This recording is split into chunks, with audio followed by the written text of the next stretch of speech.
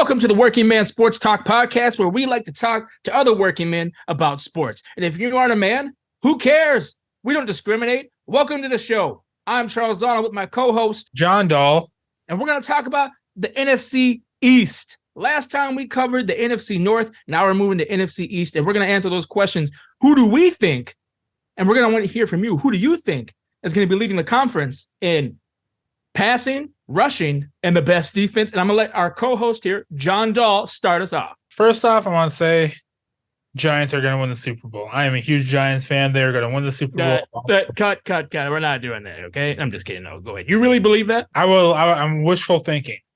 But let's go in here as the number one passer quarterback for this conference this year will be no other Jalen Hurts. Who led last year? Was that you said Jalen Hurts, and you think he's going to do it again? Yep, I think he's going to do it again. He's solidifying with his weapons, where they're going. He knows how they play. His wide receivers are off the chain with A.J. Brown and Devontae Smith. Also with Quez Watkins, too. And his tight end is really good, too. He has one of the top tight ends in the game. And so I think that with them adding DeAndre Swift as their running back, I could see the Eagles Jalen Hurts definitely being the number one passing in the league. Number two, Daniel Jones, DJ, hands down. Okay, I can agree with that. I think Daniel Jones is just going to have a big step up this year. I know last year he had a good QBR rating. With that being said, he didn't do as much passing as Jalen Hurts or even Dak Prescott. But I think this year with his weapons coming in, with Darren Waller, if Darius Slayton stays healthy, you have Jalen Hyatt, who's right now clocking in as the fastest man in the NFL. So I've taken that from Tyreek Hill. And can I just say something? I want to interject here. You're talking about Daniel Jones didn't pass as much. Well, let's talk about this real quick. And I think the reason why, and those numbers could be higher. I mean, he could take it this year. I mean, he only missed it by 400 yards or 500 yards last year, is because that defense or that offense ran through Saquon Barkley. Oh, for sure. Most definitely. And that makes a huge difference on passing percentage. But with the weapons they added this year, like you were just saying, he may very well lead it, possibly. But I'm going to let you continue. I just want to put those points in there because there's lots of things that are at play here that could change the flip of the conference, if you understand what I'm saying. You know what I mean? Yeah. I mean, there is a lot. Like I said, if Darren Waller can stay healthy, that's going to be huge. I think Darren Waller is a top 5 tight end in the NFL when healthy, and they just added that to his arsenal. That man can fly. Darren Waller can fly as a tight end. Like, there's no linebacker out there that's going to be covering that man in man coverage because they're going to get burned. And then you, like I said, you have Jalen Hyatt. And then, even though he's not the fastest wide receiver, you still have Darius Slayton, who can get open. He led them in receiving yards last year. And so he's one of those weapons. If he can stay healthy, he's definitely there. And you have Isaiah Hodges. Cole Beasley's now signing with them, and he's actually had a good preseason game. Wait. Cole Beasley? Yes. I thought he was done. No. Because I know he was in Tampa last year. Then I think he went back to Buffalo, correct? I believe so, yeah. I know they really liked him last year. The Giants did. What rumors I've heard. And they really wanted to sign him, but he was on Tampa's practice squad for the longest time, and they just couldn't get him. They didn't have the money to throw at him, but now they do. And he is now a New York Giants, and he actually had a pretty solid first preseason game. That's awesome. Yeah, what do you have going on this last year? He's 34 years old. 34? So he got a little bit left in the tank. I don't know how much. He had 4 receptions on 4 targets for 33 yards. For the last game? Yeah, the last preseason game. Not bad. No, it's not Not bad. bad for preseason. I mean, he's not going to be out there the whole game. So. Oh God, no. I mean, he's one of the type of guys that he's a reliable wide receiver. If you have a guy that goes down like Darius Slayton or Isaiah Hodgins go down, you can definitely throw Cole Beasley. Or if they need a break, you can definitely throw Cole Beasley in there. And he's that speedster type of receiver. He is. And I feel like he could get lost in the mix. He's only 5'8". You know, don't forget about Sterling Shepard too. If Sterling Shepard stays healthy, he's another solid wide receiver. But we're still talking about quarterbacks here. I'm gonna go back. I'm gonna go with Dak as number 3. Dak, okay. Sam Howell as number 4. I think Sam Howell's gonna get introduced to the NFL very soon or very fast, early on in the season. I think I agree with that list there. I will say though, did any of you guys out there listening, and John, did you hear that Dak Prescott said he was only going to throw 7 interceptions this year? I did not hear that. It was something along that line, like 7. He's like, I'm only going to throw like 7 interceptions. But I heard that in practice, this guy's been throwing them all over the place. So what is really going on? Do you think he's going to only throw 7? No, I think he's going to throw more.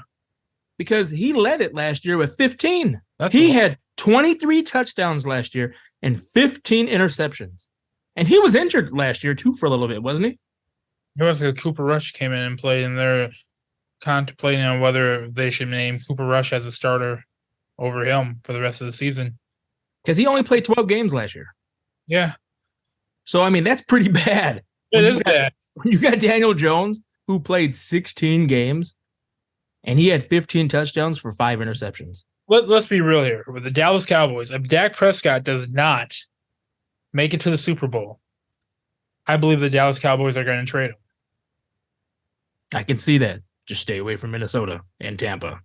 But I feel like he's going to end up in one of those teams. Okay, so those are your top 4. You're going Jalen Hurts, DJ, Dak Prescott, and Sam Howell. Yep. I can't really disagree with that. I will say that I feel like the only thing I will say that would maybe go against the grain there is maybe DJ could possibly take it. He possibly could take it because he almost had it last year. And that was with really no wide receiver core. Yeah, I believe he only had 1 or 2 wide receivers that he played the whole season with. Otherwise, everyone played like 3-4 games here and there.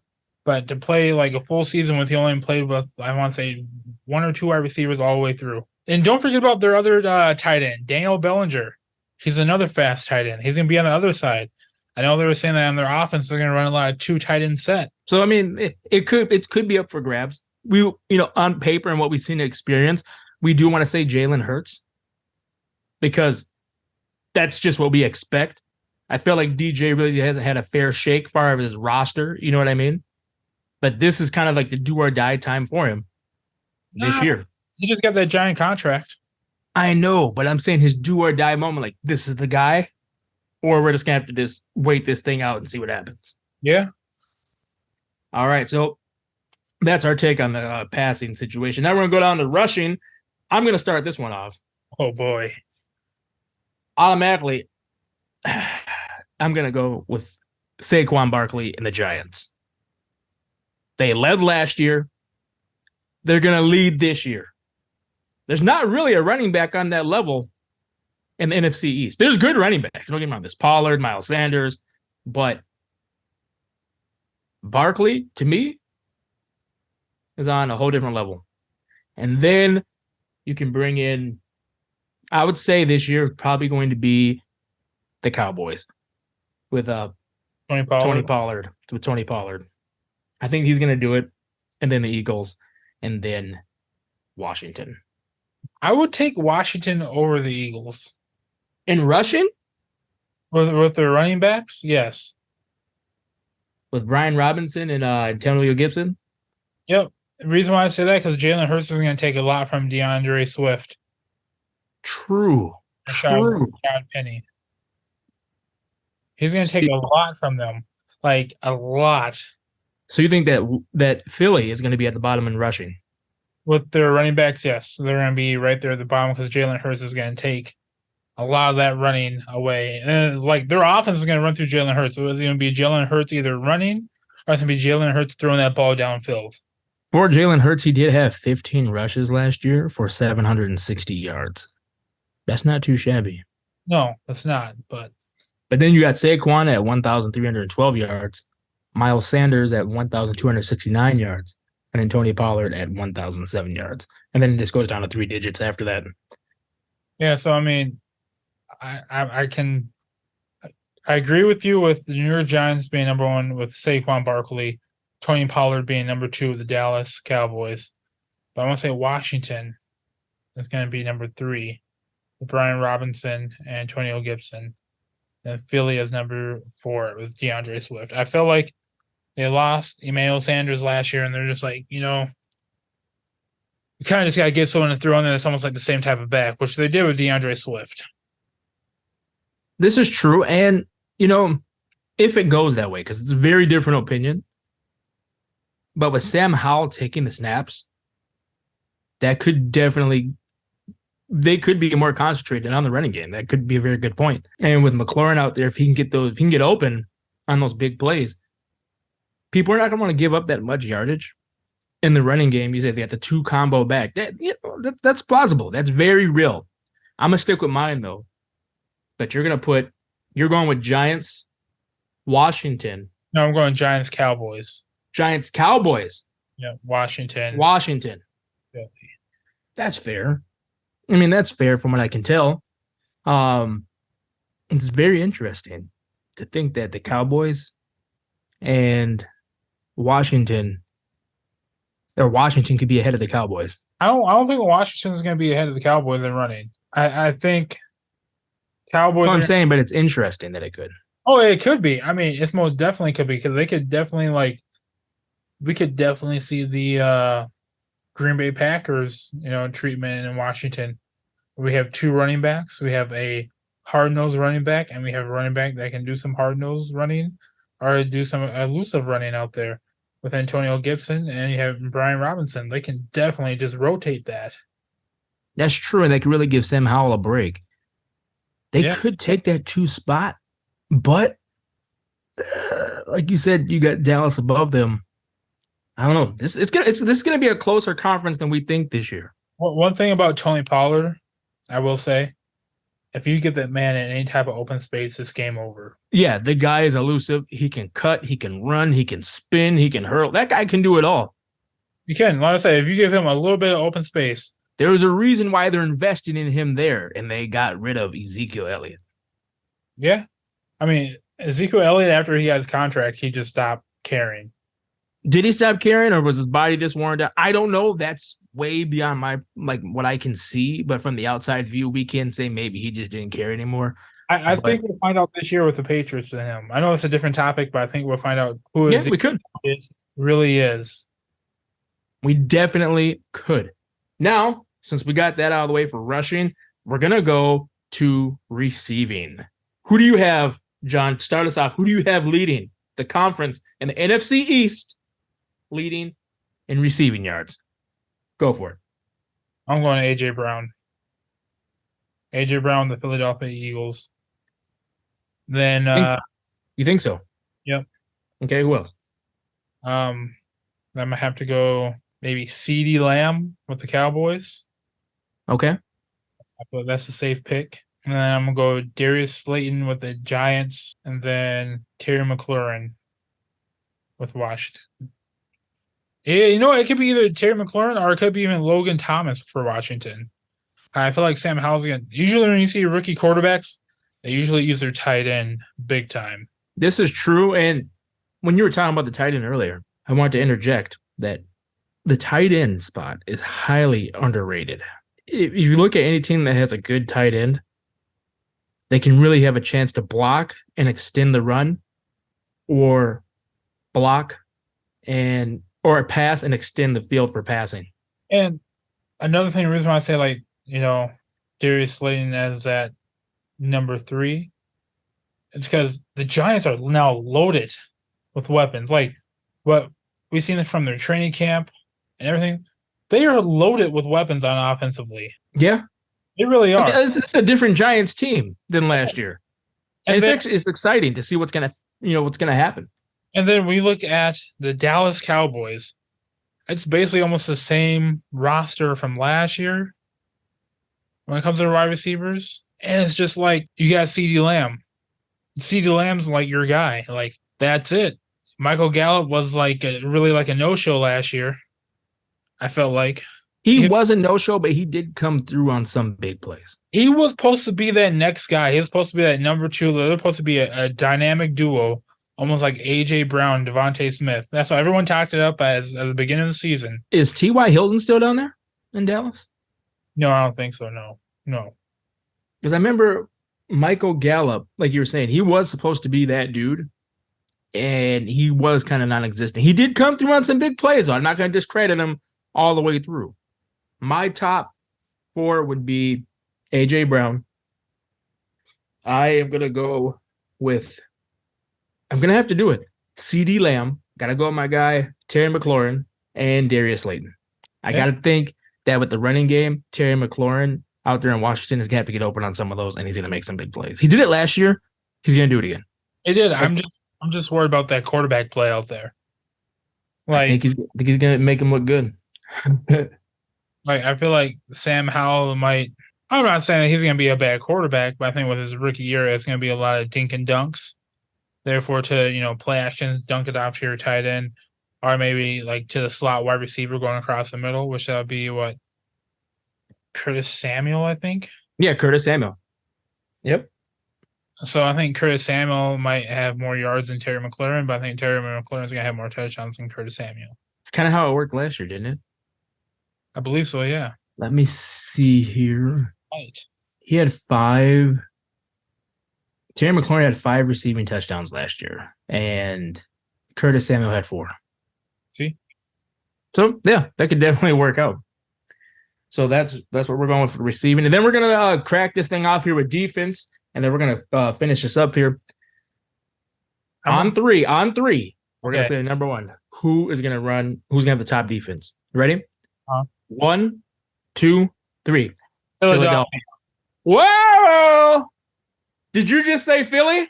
I did. I said Philly. Did we just become best friends? I think we did. Yep. Yeah. Hey, Philadelphia. They just got a way, man. They got a great secondary. They can stop the pass. They have a good interior. Like, I just feel like they're just well-rounded all the way around. What do you think? They are. And it's one of those type of things where, like, they built, like, you saw where they were last year, and everyone's expecting that same thing. Well, I know I am. And like, they were a force to be reckoned with. The way they went in there in that NFC Championship game and just took down San Francisco. And I know Purdy got hurt, but part of him getting hurt was that defense doing what they were supposed to do. Get to the quarterback, pick him off, hit him, make him scared back there. And they tore that guy up. Oh, they did. They tore him up. They tore that team up. And their corners, though, like Darius Slay, James Bradbury, like, those guys are top tier. And, like, it's one of those type of things where it's like you expect them to do the same amount of play or even more this coming year than they did last year. And they did a lot last year. Well, and the thing about what I think about Philadelphia's defense is they take away that deep pass. They take away that anything after 20 yards, 15 yards, it's not going. Yeah. It's not going. They're going to make you go low. And if they make you go low and they're going to press, you're going to be in some deep trouble all night. Only way you're going to beat that defense, somebody's got to make some plays.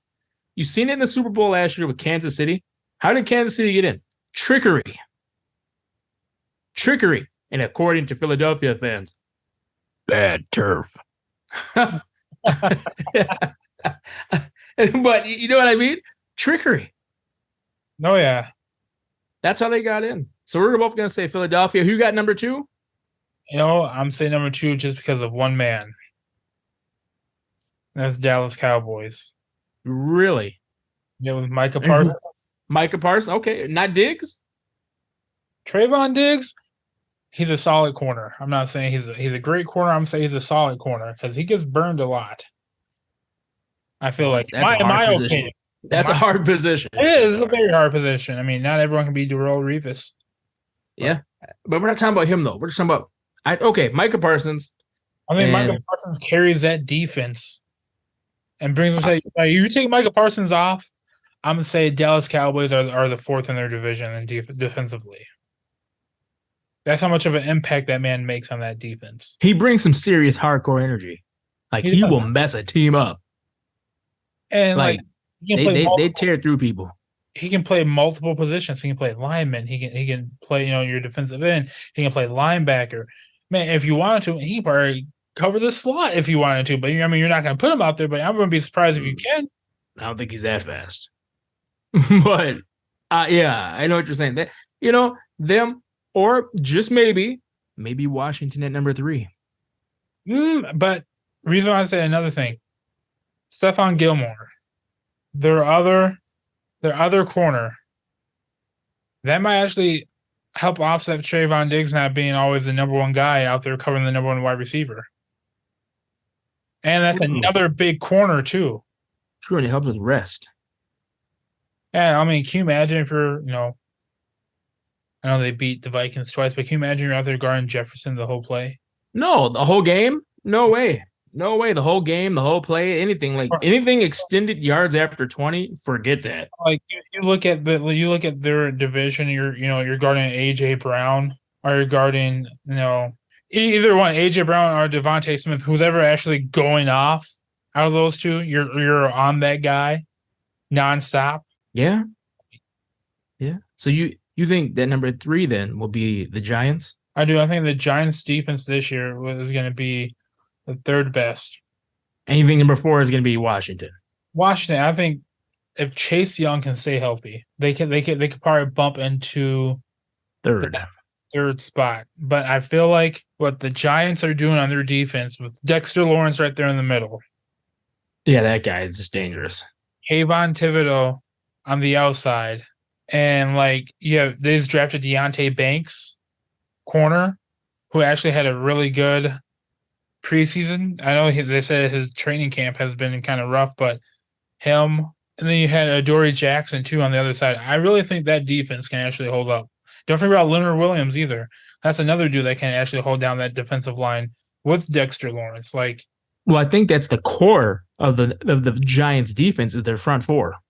Oh yeah, for sure, hands down. And if those guys can apply pressure, they can cause disruption deeper out in the field without being there, but being in the center.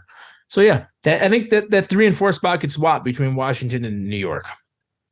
But I think the other 2 are set and solid. That's definitely going to be Philadelphia and Dallas. All right. Last question I have for you, though. Hit me up. I know we're talking about, the passing, the running, the receiving, and the defense, but who has taken the division? The division. All right. I am going to have to go with the Dallas Cowboys. I'm just kidding. No. Oh, No, I'm just kidding. No. I'm not going to go with Dallas. I'm thinking realistically, I would say Philly, but could be New York. But I'm going to go Philly. I'm going to say Philly. Philly's going to take the division. I'm going with the Giants. I think the Giants are going to take that division. I think you're going to see a lot of growth out of them. I think you're going to see a lot of maturity out of them. And if Saquon, wants to stay on the field, and I feel like they need to pay the man. But if he can stay on the field with them, that offense is going to be fantastic to watch. And that defense is going to be awesome to watch, especially with watching those front 4 just plug up that middle. Stop every running going up there. I can't wait to watch that. But I think, when we look, you're calling Giants, I'm calling Philly. And I'm thinking that when I think about those games last year that had happened, that in both scenarios, there's one of those, there are 3 games they played. First one, do you remember the score of that first one? Was it a blowout? Can't remember. Let me look. The second game, the Giants almost won, but that was without Jalen Hurts. The third game in the playoffs, you clearly seen that they could not match offense for offense because the lack of receivers that the Giants didn't have.